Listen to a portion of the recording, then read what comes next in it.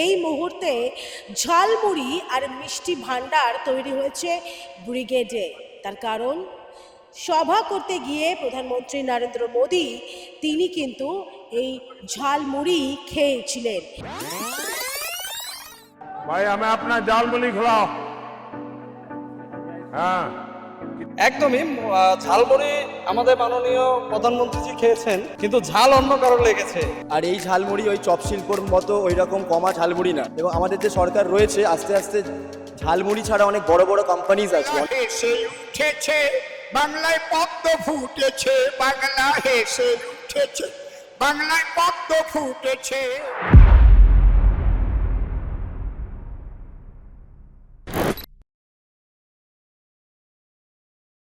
ইতিহাস গড়ে পদ্মাসনে পশ্চিমবঙ্গ। আজ ব্রিগেডে মুখ্যমন্ত্রী হিসেবে শপথ নিয়েছেন শুভেন্দু অধিকারী, কিন্তু এই মুহূর্তে ঝালমুড়ি আর মিষ্টি ভান্ডার তৈরি হয়েছে ব্রিগেডে। তার কারণ সভা করতে গিয়ে প্রধানমন্ত্রী নরেন্দ্র মোদী তিনি কিন্তু এই ঝালমুড়ি খেয়েছিলেন। একটু ঝাল একটু পেঁয়াজ দিয়েই ঝালমুড়ি খেয়েছিলেন প্রধানমন্ত্রী নরেন্দ্র মোদী। নমস্কার, আমি তুলিকা রায়, বেঙ্গল লিবার্টি পর্দায় আপনাদেরকে স্বাগত জানাচ্ছি। যে আশা নিয়ে গত ৬-৭ বছর ধরে অনেক লড়াই প্রতিকূলতার মধ্যে দিয়ে গিয়েছেন বিজেপির কর্মী সমর্থকরা, তার সঙ্গে শুভেন্দু অধিকারী থেকে অনেকে, এই মুহূর্তে সেই সময় এসে গিয়েছে যেখানে ব্রিগেডে শুভেন্দু অধিকারী যিনি মুখ্যমন্ত্রী পদে শপথ গ্রহণ করলেন, ছিলেন রাজ্যপাল এবং তার সঙ্গে দেশের স্বরাষ্ট্রমন্ত্রী অমিত শাহ, প্রধানমন্ত্রী নরেন্দ্র মোদী সকলেই উপস্থিত ছিলেন। কিন্তু এই প্রধানমন্ত্রী নরেন্দ্র মোদী থাকাকালীনই আমরা দেখতে পাচ্ছি ঝালমুড়িকে একদিকে প্রমোট করা হচ্ছে। কেন? একদিকে মুখ্যমন্ত্রী মমতা বন্দ্যোপাধ্যায় যখন ছিলেন, অর্থাৎ যিনি প্রাক্তন মুখ্যমন্ত্রী, সেই সময় তিনি চপ শিল্প থেকে শুরু করে চা শিল্প, একাধিক শিল্পকে তুলে ধরেছেন এবং এই শিল্পই যাতে করে তাদের জীবিকা নির্বাহ করতে পারে এই বাংলার মানুষ, সে কথা বলেছেন। কিন্তু প্রধানমন্ত্রী নরেন্দ্র মোদী কোনোদিনই ঝালমুড়িকে শিল্পে রূপান্তরিত করার কথা বলেননি। ঝালমুড়ি অর্থাৎ এই মুড়ির সঙ্গে বাংলার একটা টান আছে, ভাতের সঙ্গে বাংলার একটা টান আছে, সে কারণে এই ঝালমুড়ি খেতে তিনি চেয়েছিলেন।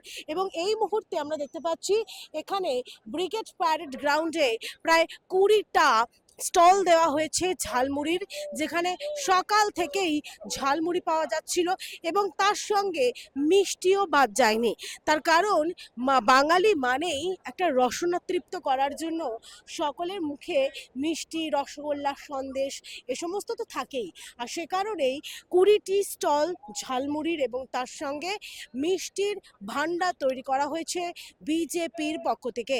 এবং এই যে শপথ গ্রহণ, সেই শপথ গ্রহণ অনুষ্ঠানে শুনে নিন এখানকার যারা বিজেপি কর্মী সমর্থকরা আজ ব্রিগেডে এসেছেন তাদের কি বক্তব্য। আচ্ছা, যে ঝালমুড়ি খেয়েছেন? না, আমরা গেলাম দেখি তখনই শেষ হয়ে গেছে আর কি।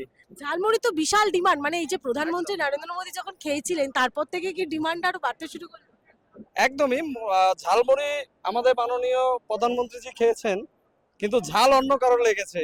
হয়তো এর থেকেই খুব ডিমান্ডটা বেড়ে গেছে যে আমি ঝালমুড়ি খাবো, কিন্তু কালীঘাটে ঝালটা লাগবে। হয়তো এই কারণেই ঝালমুড়ির ডিমান্ডটা বেড়ে গেছে। এখন প্রোগ্রাম দেখে এলাম শপথ গ্রহণের মধ্যে, দেখে এসে তারপরে এখন দেখছি, ভাবছি খাবো, খেতে তো হবেই, খেতে তো হবেই। ঝালমুড়ি খেয়েছেন? ঝালমুড়ি খেয়েছি, এবার পুরো বাংলাবাসী ঝালমুড়ি খাবে। আর এই ঝালমুড়ি ওই চপ শিল্পর মতো ওই রকম কমা ঝালমুড়ি না, ঠিক আছে? এই যে মোদিজি ঝালমুড়ি খেয়েছে এবং আমাদের যে সরকার রয়েছে আস্তে আস্তে ঝালমুড়ি ছাড়া অনেক বড় বড় কোম্পানিজ আসবে। অনেক অনেক কোম্পানিজ ওয়েস্ট বেঙ্গল থেকে চলে গেছে। আমাদের প্রাণের দাদা শুভেন্দুদা সিএম হয়েছেন, আমাদের আশা অনেক বেশি। আমরা পার্টির কার্যকর্তা, আমার নাম রজত মিত্র, আমি দক্ষিণ কলকাতার আইটি ইনচার্জ। আমরা প্রচণ্ড খুশি আমাদের সরকার হয়েছে, বাট আমি এখনো বলবো শান্তির বার্তা রেখে কারুর যেন ক্ষতি না হয়, না আমাদের কর্মীদের না অন্য পার্টির কর্মীদের, সবাই যেন শান্ত থাকে। বাট কেউ যদি অশান্ত করে আমরাও মনের দিক থেকে শান্ত থাকতে পারবো না। তো নতুন সরকার হবে, মানুষের জন্য কাজ হবে, ভালো হবে, এই কামনা করি আজকে দিনটাকে আমরা নিয়ে চলি। এই যে মুখ্যমন্ত্রী পদে শপথ গ্রহণ করলেন শুভেন্দু অধিকারী, কতটা খুশি? মুখ্যমন্ত্রী শুভেন্দু অধিকারী হওয়া উচিত ছিল নাকি দিলীপ ঘোষ? একদমই অত্যন্ত খুশি।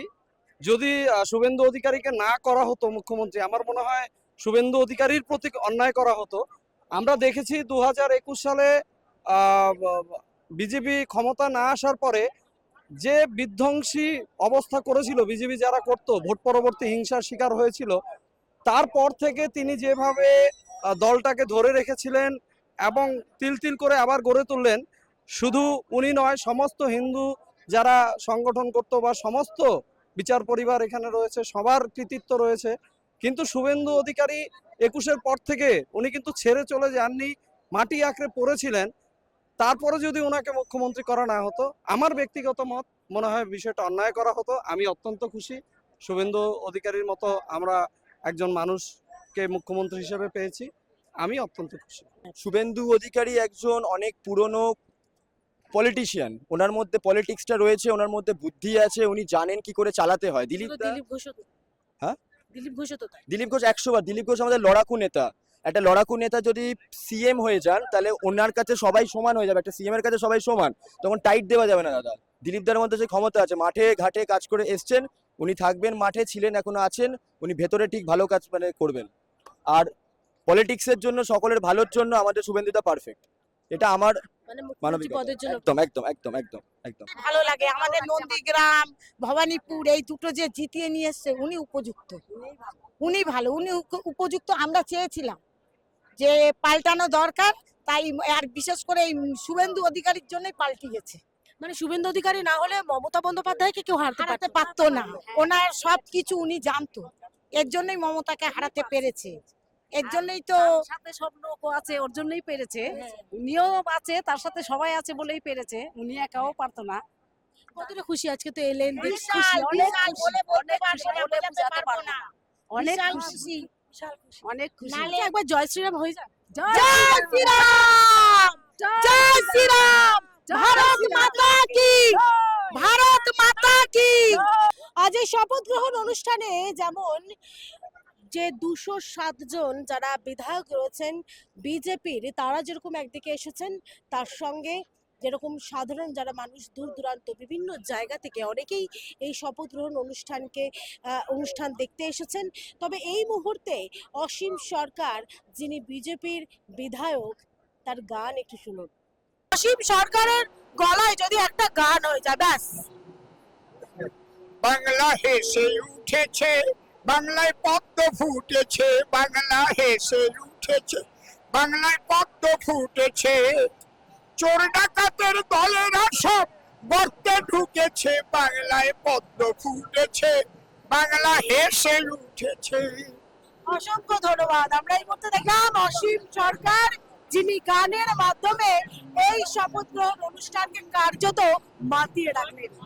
শুনলেন তো, একদিকে বিজেপির যিনি বিধায়ক অসীম সরকার, তিনি যেরকম একদিকে গান গাইছেন, এবং তারই সঙ্গে বিধায়ক তাপস পাল, তিনিও একদিকে বক্তব্য রাখছেন। সেই বক্তব্য শুনুন যে কতটা উচ্ছ্বসিত এইবার পদ্মাসনে পশ্চিমবঙ্গ আসার পর।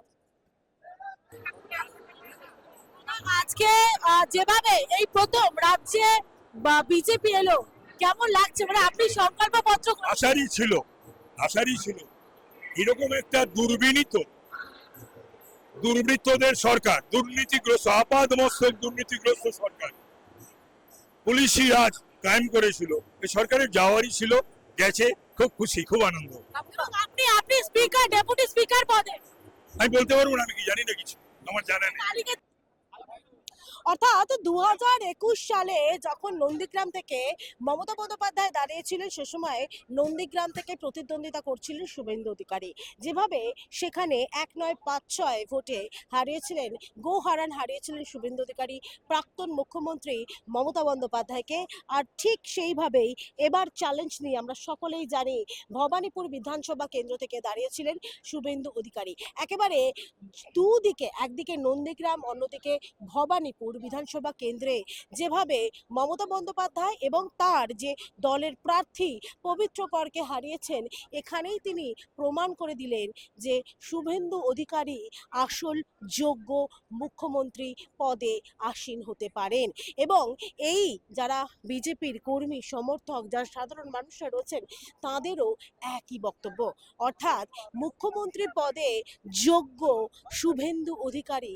তার কারণ একমাত্র এই বাংলায় মমতা বন্দ্যোপাধ্যায়কে যদি কেউ পরাজিত করতে পারত, তাহলে শুভেন্দু অধিকারী। আপনাদের কি মত? আপনারা অবশ্যই কমেন্ট বক্সে জানান। www.bengalliberty.com এ আপনাদের জন্য সমস্ত খবর সাজানো রয়েছে। আর এই ভিডিও যদি ভালো লাগে তাহলে লাইক, কমেন্ট, শেয়ার, সাবস্ক্রাইব করতে ভুলবেন না। এতক্ষণ দেখছিলেন আপনারা বেঙ্গল লিবার্টি, স্বাধীন কাছেহীন গেরিলা সাংবাদিকতার পাশে দাঁড়ান। অসংখ্য ধন্যবাদ।